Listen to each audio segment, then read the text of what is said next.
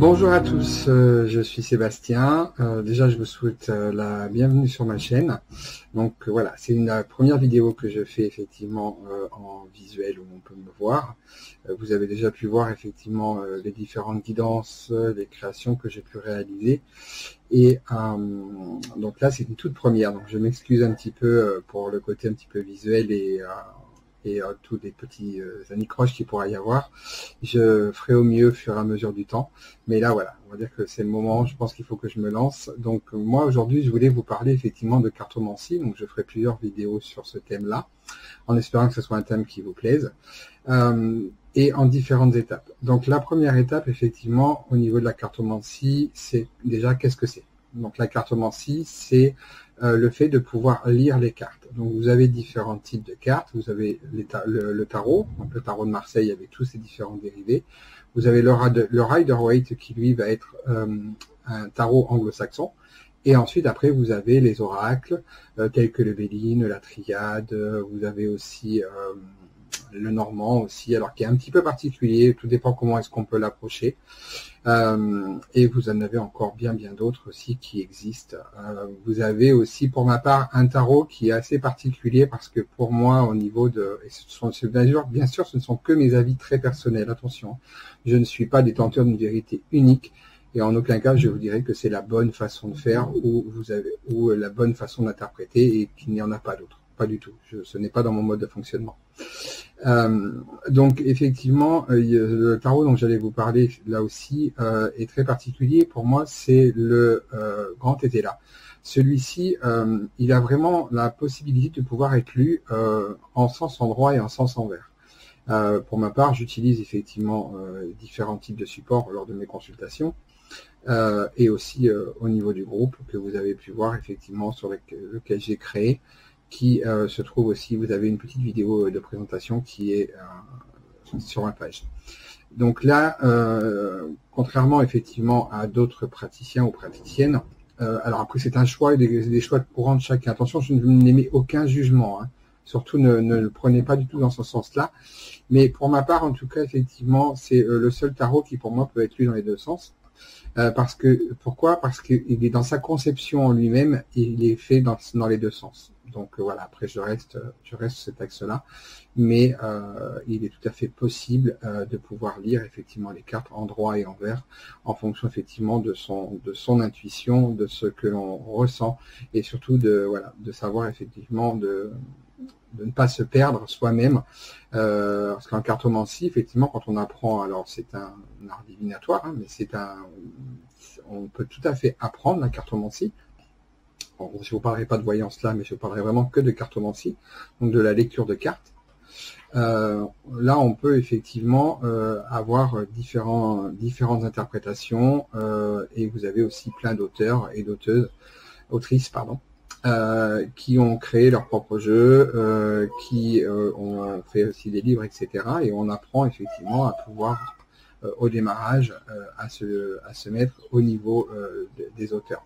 Après, ce qui pour moi est important, c'est de pouvoir aller faire de multiples recherches, de pouvoir croiser les données et à un moment donné de pouvoir extraire ce qui va vous parler le plus et ce qui vous permettra de pouvoir aussi à un moment donné vous retrouver vous et de ne pas vous perdre vous.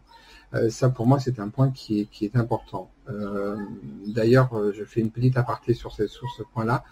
Je mettrai en place, à partir du mois de septembre, des formations pour le tarot et le Béline. Alors, ce seront des formations d'initiation, parce que je suis aussi à la base formateur de métier et titré depuis déjà un peu plus de 7 ans maintenant.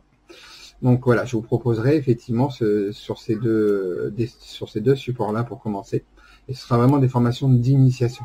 Le but des formations d'initiation étant vraiment de vous donner une base, un socle, mais après derrière, il sera important de pouvoir justement continuer vos recherches, approfondir. Et comme je dis tout le temps, on apprend tout au long de la vie. Il est important d'avoir toujours cette dynamique-là, parce qu'à un moment donné, quand on fait, pour ma part, quand on a fait le tour et qu'on n'arrive plus à apprendre, pour moi, il est temps effectivement de passer à peut-être quelque chose d'autre ou d'avoir une vision un petit peu différente. Mais bien sûr, tout cela n'est que mon point de vue très personnel. Attention, Vraiment, j'appuie sur cet axe-là. Mais voilà. Alors, je voulais vous parler aussi, donc au niveau de la cartomancie, pour la première étape, pour moi, c'est la coupe. Alors, la coupe ou les coupes, avec les mots qui vont avec. La coupe, qu'est-ce que c'est? C'est effectivement, à un moment donné, c'est une méthode de tirage qui peut vous permettre, voilà, sur 2 cartes, de vous donner, on va dire, une tendance de la journée, de vous donner, vous transmettre un message. Les coupes ne sont pas tout le temps à 100% sur une action qui va se produire au moment où vous faites votre tirage. Vous pouvez très bien aussi avoir un message à un moment donné qui vous soit destiné ou pas, parce que c'est par rapport à ce que vous allez poser comme question. Et il est intéressant du coup, même certaines fois, de ne pas poser de questions, de voir un petit peu ce qui peut se passer. Ce n'est pas tout le temps dirigé vers vous. Il faut essayer de pouvoir voir effectivement cette coupe-là au plus large possible. C'est pas spécialement un événement qui se passera dans la journée. Ça peut être aussi très anodin, plutôt qu'un gros événement. Mais ça peut aussi vous permettre d'avoir un message à un moment donné, même de départ. Par exemple, je vous donne un exemple. Là, on est vendredi. Vous faites une coupe et vous voyez qu'on vous annonce, par exemple, que vous allez avoir des échanges avec quelqu'un. Vendredi se passe, rien, aucun échange.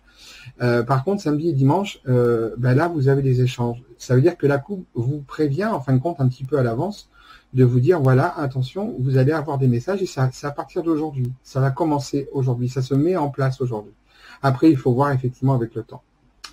Vous avez aussi ce qu'on appelle la coupe, qui pour moi est la coupe développée. Donc, c'est en additionnant les 2 cartes que vous allez pouvoir avoir une 3e carte qui sera un peu l'office de synthèse, vous donner un petit peu un élément complémentaire sur la coupe déjà initiale. Alors, elle peut se faire très simplement en calculant donc les deux. Je vous donne un exemple. Si on prend par exemple le tarot de Marseille, sur les 22 arcades majeures que l'on a, alors si on prend bien sûr le mât comme étant la 22e et non la 0, là aussi tout dépend aussi du courant vers lequel on souhaite aller et de ce que l'on ressent personnellement. Mais pour ma part, en tout cas, voilà, je pars sur le principe des 22 arcanes majeures du tarot. Et vous allez avoir, par exemple, le monde, qui est la carte du numéro 21, et vous allez avoir la roue de fortune, qui est la carte 10. Pour pouvoir faire votre coup de développé, vous avez juste additionné les deux, donc ça vous fait 31, mais ça dépasse les 22 arcanes. Donc du coup, vous allez réduire votre chiffre, donc de 31, vous allez passer à 3 plus 5, 4, qui va vous donner l'empereur. Là, par exemple, vous allez avoir justement une coupe développée avec, à la fin, la dernière carte vous donnera effectivement un élément supérieur. Une carte aussi qui est intéressante, surtout je parle surtout là pour le coup pour le tarot. Quand vous l'avez en dernier tirage, par exemple sur une coupe développée, quand vous l'avez sur en dernière carte, cette carte demande à pouvoir être recouverte parce que c'est une carte de dynamisme, c'est une carte où on montre dessus effectivement que c'est une roue qui tourne, mais du coup il est intéressant de savoir dans quel sens elle va tourner et qu'est-ce qu'elle va pouvoir nous amener. Alors après, je souhaitais revenir sur 2 mots qui sont souvent employés, et là aussi ce ne sont que mon avis personnel, mais je parlais un petit peu d'étymologie des mots. On parlera souvent, vous entendrez souvent parler de quintessence. Alors la quintessence, le mot en lui-même est associé à l'alchimie et non pas à la cartomancie.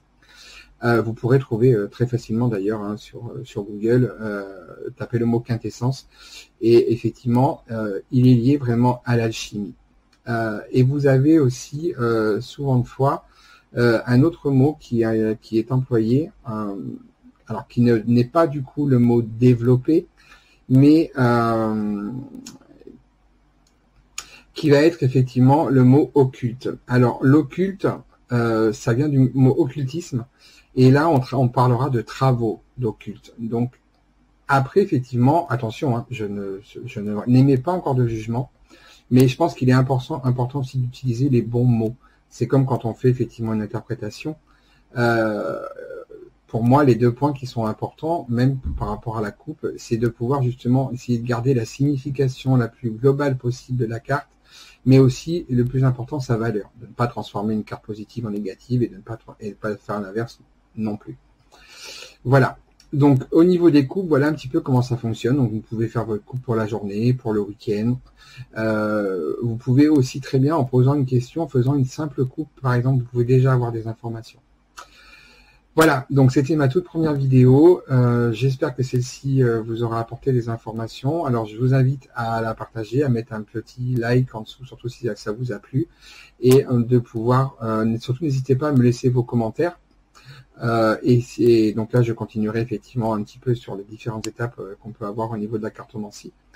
Et si vous avez besoin, effectivement, si vous avez envie de traiter des thèmes effectivement sur autres, surtout n'hésitez pas à le mettre sous les commentaires en vidéo. J'essaierai de pouvoir effectivement vous apporter mon avis personnel, et qui ne reste que mon avis personnel sur tout ce que je vous amène, bien entendu. Je ne suis pas dans le jugement. Et voilà. Alors moi, je vous souhaite un excellent vendredi en ce mois de juillet là, qui commence à être bien chaud. Et je vous dis à très vite pour de nouvelles vidéos. À bientôt.